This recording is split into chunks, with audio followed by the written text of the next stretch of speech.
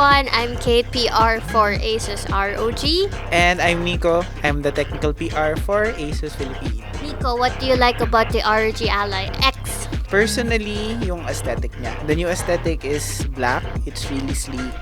It's really nice to look at while you're playing games. And of course, one of the things I really like about it is the extended battery life. So, meron siyang 80 watt-hour na battery. So, that's literally double the battery of the original Ally. So, talagang you're going to spend longer time na naglalaro ng games while you're on the go. So, that's one of the main things na nag-stick sa akin when it comes to the new ROG Ally X. For me naman, ang na-appreciate ko, actually parang subtle lang yung difference niya. But if you actually experience mismo yung Ally X, yung ergonomics niya, you would think hindi masyadong malaki yung difference compared to the original, the first Ally. Pero pag ginagamit mo siya for longer gaming sessions, kasi nga lumaki na rin yung battery niya, yung design niya, yung angles niya, parang mas friendly na siya sa mga katulad ko, yung mga hands na katulad ko. So yun, ergonomics, the feels, the texture, yun. Hey guys, Andre here from TechLokal. And what I really liked about the new ROG Ally X, I think, would be the extended battery life. The battery life now extends up to, I think, twice from the original battery life of the original ROG Ally. Hey guys, this is Jigs from VRSUS, and I'm with Mikko, and we're gonna talk about the ROG Ally X. So what do you like about the ROG Ally?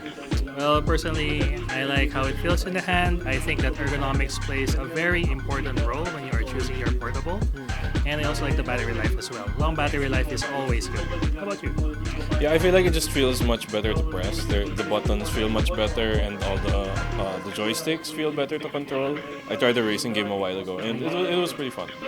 So thanks Pinoygamer for this interview, and check out VRSUS for more of our stuff. But their stuff is also really cool. What's up guys, your boy BossMac of Back2Gaming.com, and first question is, what do you like about the ROG Ally X?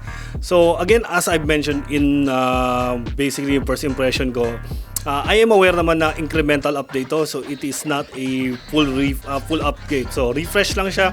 Marami kasing criticism do sa previous model. So this is to address all of those. But is it a performance upgrade? Hindi. So kung meron na ako nung una, which I do have, yung original Ally, hindi siya big upgrade, lalo na naka-XG mobile ako. To answer the question, what did you like about the ROG Ally X? Definitely, it is the battery life, and this is something na kahit sinong naka-ROG Ally dati, sana mas mahaba yung battery. Yun yung unang-unang sasabihin nila. I'd like to give a shout out sa mga fans ng Back2Gaming dyan. Shout out to all of you. And if you're considering the ROG Ally X, again, let me know if I can help. If you have questions about the product, just let me know. Shoot me a message at Back2Gaming.com or our page, Facebook.com/Back2Gaming. Hi, hello guys, I'm Estacio from Dice and D-Pad. So I'm here with Pinoygamer. What I like about the ROG Ally X, of course, I think ang pinakagustuhan talaga ng lahat no, is the extended battery life. Kasi yun ang pinakauna nating naging problema before was the battery life. So at least now you can take it out longer, you can play longer, so commutes and all of that. Hi, I'm Vincent Haoson, AC from DaGeeks.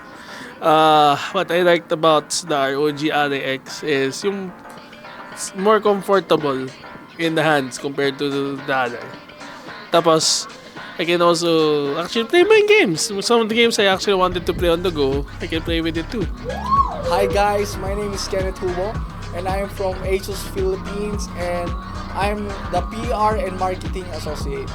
And what I like about the new ROG Ally X is basically, sobrang nagustuhan ko yung 2 USB ports niya, which is very convenient for me, especially na pwede siyang i-connect sa laptops and monitors and big screens.